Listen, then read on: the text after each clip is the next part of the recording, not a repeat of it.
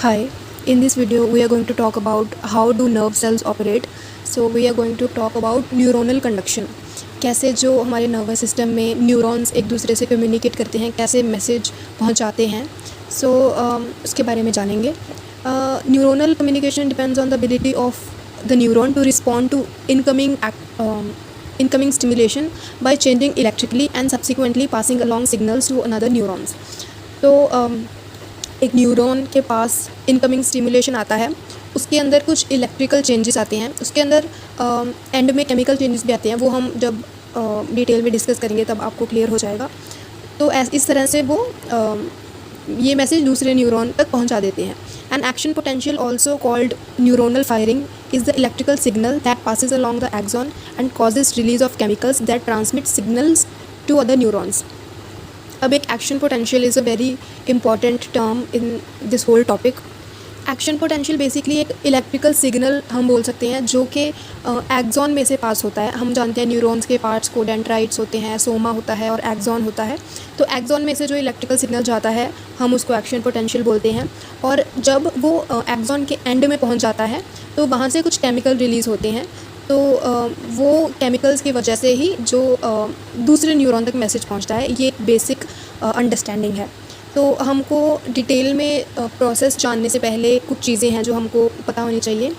तो first of all is that membrane of a neuron is less than 1/10 of a micron in thickness, provide the separation between inside and outside environments. तो जो neuron की membrane है वो उसकी कुछ level की thickness है जिससे कि वो एक सेपरेशन प्रोवाइड करती है इनसाइड और आउटसाइड ऑफ द न्यूरॉन से. ये एक बहुत ही ऑब्वियस बात है. The membrane of the neuron is selectively permeable. इसका मतलब क्या है कि वो कुछ सब्सटेंसेस को ही अलाउ करती है पास होने के लिए. कुछ जो आयन्स हैं उन्हीं को बस अलाउ करती है, कुछ को नहीं करती है. So it's selectively permeable. जैसे वाटर न्यूट्रिएंट्स हो गए, अमीनो एसिड्स हो गए, ये सब they can go in and out of the cell without restriction. But कुछ सब्सटेंसेस जैसे कि प्रोटीन्स हो गए, they can not pass through the membrane at all. They are trapped inside only. So अब कुछ आयन्स होते हैं.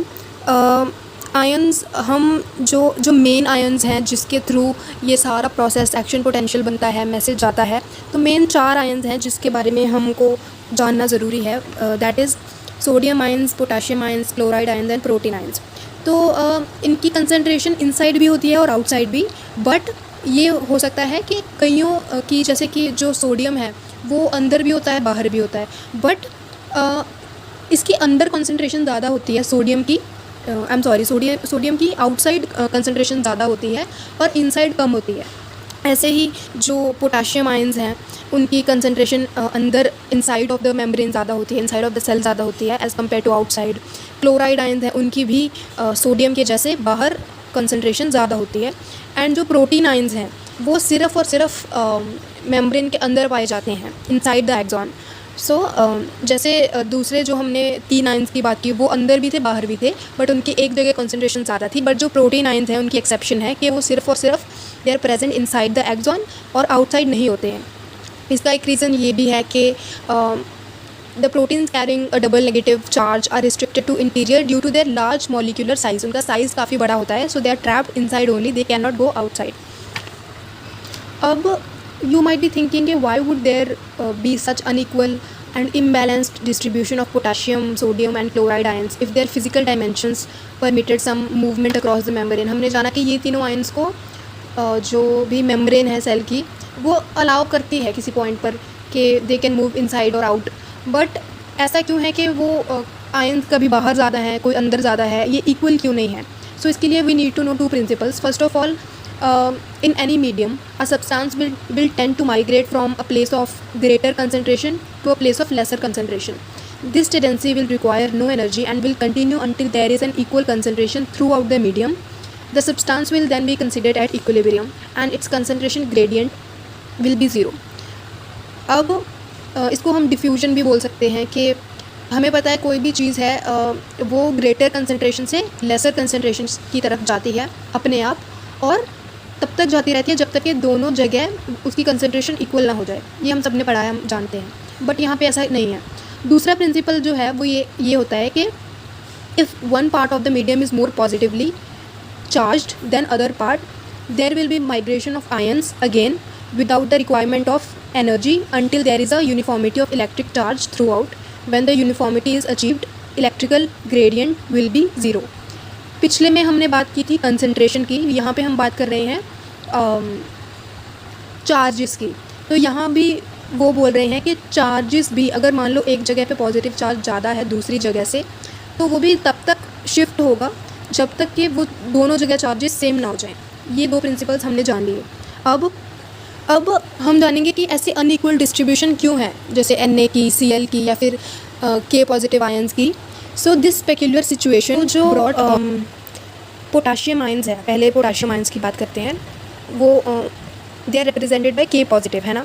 सो इसकी हमने बात की कि ये इनसाइड इंट्रा सेलुलर फ्लूइड में, एक होता है इंट्रा सेलुलर फ्लूइड जो इनसाइड होता है और एक्स्ट्रा सेलुलर फ्लूइड जो outside of the membrane present है। तो पोटाशियम की हमने बात की ये अंदर ज़्यादा है इंट्रा सेलुलर फ्लूइड में एज़ कम्पेयर टू आउटसाइड। तो ऐसा क्यों है? हमने पहले ये जाना था कि जो प्रोटीन आयंस हैं जिन पे डबल नेगेटिव चार्ज है वो किसी रीज़न से इनसाइड ही प्रेजेंट है, आउटसाइड नहीं है। इनसाइड उनकी कंसंट्रेशन बहुत ज़्यादा है। अब अगर हम डिफ्यूजन वाले की जो हमने प्रिंसिपल पढ़ा उसकी बात करें, उसके हिसाब से तो जो पोटाशियम आयंस है क्योंकि वो अंदर ज़्यादा है तो उनको बाहर की तरफ जाना शुरू कर देना चाहिए, बिकॉज क्योंकि चार्जेस जब तक कंसंट्रेशन सेम नहीं होती तब तक ऐसे ही मूव करना चाहिए according to diffusion principle. But क्योंकि यहाँ पे इस पर पॉजिटिव चार्ज है और अंदर नेगेटिव चार्ज इतना है, वी नो के that will attract positive charge, opposite charges attract. तो इसकी वजह से जो पोटाशियम है वो अंदर ट्रैप हो जाता है ज़्यादा कंसंट्रेशन में। क्लोराइड की बात करें, Cl नेगेटिव चार्ज है, हमने बात की कि ये बाहर ज़्यादा है एक्स्ट्रा सेलुलर फ्लूइड में। अब डिफ्यूजन की बात करें तो उसको अंदर जाना चाहिए, बट जो अंदर ऑलरेडी नेगेटिव चार्ज बहुत ज़्यादा है, एक न्यूरॉन का इनसाइड रेस्टिंग पोटेंशियल की बात करें तो वो -70 होता है। सो माइनस इज़ नेगेटिव, सो अंदर ऑलरेडी नेगेटिव चार्ज बहुत ज़्यादा है तो like charges will repel each other, इसलिए वो अंदर नहीं है, उसकी कंसंट्रेशन ज़्यादा, वो बाहर ज़्यादा प्रेजेंट होता है। अब बचा सोडियम। अब सोडियम भी एक्स्ट्रा सेलुलर फ्लूइड में ज़्यादा है। अब यहाँ पे आप सोचोगे कि भाई इसको तो जो डिफ्यूजन है वो भी इसको बोल रहा है कि तुम you should go to intra cellular fluid क्योंकि बाहर इसकी कंसंट्रेशन ज़्यादा है, और तो और इस पे पॉजिटिव चार्ज भी है, तो इनसाइड तो नेगेटिव है, तो ये क्यों नहीं मतलब अंदर शिफ्ट हो जाता। इसके लिए the special mechanism of the membrane, the sodium pump prevents the leakage of Na positive into the cell by actively transporting it back across the outside। तो इसके लिए सोडियम पंप नाम की चीज़ होती है जो कि इसको अंदर ट्रैप होने नहीं देती। सो ये लॉजिक था कि जो न्यूरॉन के अंदर मेम्ब्रेन में ऐसे अनइक्वल डिस्ट्रीब्यूशन की होती है। I hope it's clear. अब हमें पता है कि जो there is the difference of charges, अंदर चार्ज ज़्यादा नेगेटिव है एज़ कम्पेयर टू आउटसाइड, तो there is a difference of charges. This differential electric charge inside and outside of the neuron is a condition known as polarization. हम बोलते हैं कि जो neuron है that is polarized because there is the difference of charges. The polarisation across the cell membrane creates the electric energy necessary to power the action potential. इसी polarization की वजह से जो एक्शन पोटेंशियल है वो बनता है। Two type of ions that contribute to neurons' resting potential are sodium and potassium ions. Ions pass through the cell membrane at specialized pores referred to as ion channels, each of which is structured to match the type of specific ion. The flow of ions through their channels is controlled by a gating mechanism. When the gate is open, ions flow freely, but when the gate is closed, it prevents passage of ions through the cell membrane.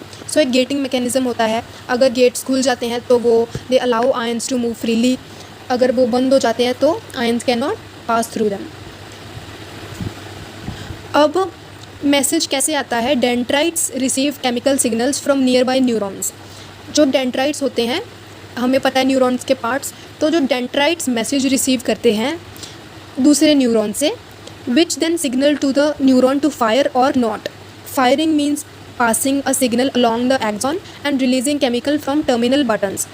जो जब axon ख़त्म हो जाता है, axon के and में कुछ buttons होते हैं जिनमें कुछ केमिकल भरा हुआ होता है, उसको हम टर्मिनल बटन्स बोलते हैं। So the signal arrive at the dendrites by thousands and are of two types. तो जो ये सिग्नल आता है एक डेंड्राइट के पास वो दो तरह का हो सकता है. इट कुड बी एक्साइटेटरी और it could be inhibitory. Excitatory signals stimulate the neuron to fire, whereas inhibitory signal reduce the likelihood of neurons firing. Each signal depolarizes और imbalances, या फिर depolarize करेगा या तो hyperpolarize करेगा. Excitatory signal जो है वो depolarize करेंगे जिससे कि न्यूरॉन विल फायर, और जो inhibitory signals होते हैं they tend to hyperpolarize the neuron, which decreases the likelihood that the neuron will fire. Neurons fire when the cell membrane is depolarized, as we already discussed. Past a certain threshold, एक certain threshold के बाद neurons fire करते हैं. Depolarization causes changes in the permeability of cell membrane, which opens the gate at the part of axon closest to soma of the sodium channels and allows sodium to rush into the neuron. अब जब डीपोलराइज़ कर दिया जो भी signal आया था, excitatory signal आया था, उसने जब डीपोलराइज़ कर दिया न्यूरॉन को, तो डीपोलराइजेशन से क्या होता है, जो सेल मेम्ब्रेन की परमेबिलिटी चेंज हो जाती है. और परमेबिलिटी चेंज हो जाती है तो क्या होता है कि जो सोडियम है आउटसाइड ऑफ द मेम्ब्रेन, जो सोडियम है, sodium it tend to get inside. This influx of sodium causes the inside of the neuron to become slightly more positive charged than outside. This change from a negative to positive charge inside the neuron is the basis of action potential. Signals that are inhibitory lead to hyperpolarization of the cell membrane, in which sodium channels become even more resistant to the passage of sodium. अभी हमने बोला कि depolarization से तो जो channels हैं वो खुलने लगते हैं और सोडियम जो है अंदर आने लगता है. बट जो इनहिबिटरी सिग्नल्स होते हैं उससे मेम्ब्रेन हाइपर पोलराइज हो जाती है, जिससे कि वो sodium channels become even more resistant and they don't allow anything to pass through them. So this hyperpolarization means that it will be more difficult for excitatory signal to cause neuronal firing. When the neuron fires, the depolarization of the cell membrane moves along the axon like a wave, which is called propagation. Thus, sodium ion channels open successively along the cell body to the end of axon. At any point along the axon, the sudden influx of Na positive repels K positive ions, which are forced outside the neuron. ये sodium potassium pump की वजह से होता है कि जब sodium बहुत ज़्यादा अंदर आने लगता है, सो थोड़ा थोड़ा K पॉजिटिव जो है वो बाहर जाने लगता है, so as to maintain the charges, क्योंकि अंदर फिर बहुत ज़्यादा पॉजिटिव हो जाएगा, उसको मेंटेन करने के लिए थोड़ा थोड़ा K पॉजिटिव चार्ज बाहर जाने लगता है. This all happens through the sodium potassium pump. This influx of sodium and outflow of potassium continues until the state of equilibrium is reached, at which point other forces take over to shut the sodium ion channel gates and stop the influx of sodium. अब जब action potential आके चला गया, after the firing of an action potential, the channels in the cell membrane that opened to let Na positive inside, अब वो बंद हो जाते हैं चैनल्स. अब some time is needed before they are ready to open again. until they are ready to open, the neuron cannot fire. The absolute refractory period is the minimum length of time after an action potential during which another action potential cannot begin. अब थोड़े time के लिए जब action potential आके चला गया, उनको थोड़ा सा टाइम चाहिए होता है कि वो दोबारा कोई और एक्शन पोटेंशियल शुरू हो सके उस एक्सॉन में. तो उस ब्रीफ पीरियड को हम एब्सोल्यूट रिफ्रैक्टरी पीरियड बोलते हैं. This is a minimum length of time after N action potential during which another action potential can not begin.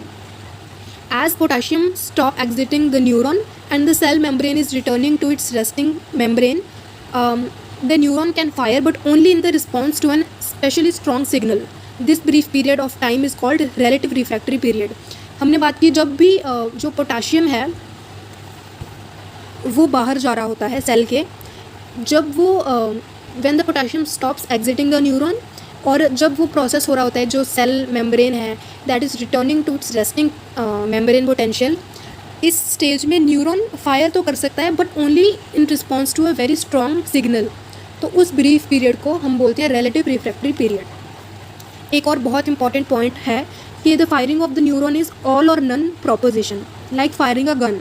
जो गन होती है हम कभी उसको ये नहीं बोल सकते कि चलो थोड़ी सी फायर कर दो, या तो गन पूरी फायर होगी, गोली पूरी निकलेगी, या तो बिल्कुल नहीं निकलेगी. वही केस है यहाँ भी.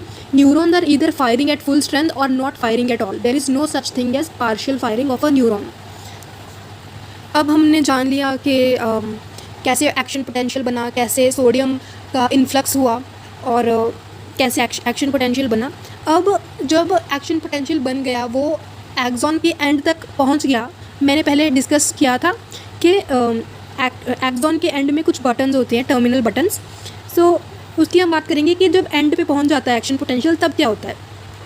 सो the junction between each axon terminal and the cell body or dendrite of the receiving neuron is referred to as synapse. कुछ थोड़ा सा गैप होता है एक्सॉन टर्मिनल के बीच और दूसरे न्यूरॉन के डेंड्राइट या उसकी सेल बॉडी के बीच, उसको हम बोलते हैं synapse. Neurons do not actually touch to each other, वो एक दूसरे को टच नहीं करते हैं। They are separated by the synaptic cleft.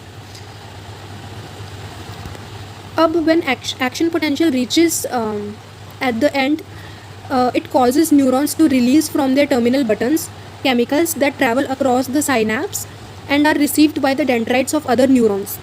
तो यहाँ पे एक्शन पोटेंशियल एंड में आ गया। अब it will cause terminal buttons, वो टर्मिनल बटन्स एक तरह से फट जाते हैं and it causes some chemicals to release, जो कि एज अ सिग्नल दूसरा जो नेक्स्ट न्यूरॉन है वो रिसीव करता है। सो the neurons that sends the signal is called presynaptic and the one receives is called postsynaptic. The term neurotransmitters is used. Neurotransmitters are chemical substances that carry across the synaptic cleft the signals. Inside the terminal button are small packages or vesicles that contain chemical substances known as neurotransmitters. After the action potential travels to the terminal button, it causes the vesicles to spill their neurotransmitter in the synaptic cleft. These neurotransmitters then spread across the synaptic cleft and attach themselves to the receptors on the postsynaptic neuron. These receptor sites are specifically tuned to recognize and respond to some neurotransmitters but not to others. A specific neurotransmitter can bind only to receptor sites that its molecular structure will fit into, much like a key must fit a lock, and one of the two opposite effects occurs depending on the type of synapse. अब there is an excitatory synapse and there is an inhibitory synapse. The transmitters open sodium channels. The movement of positively charged sodium ions into the cell causes slight depolarization.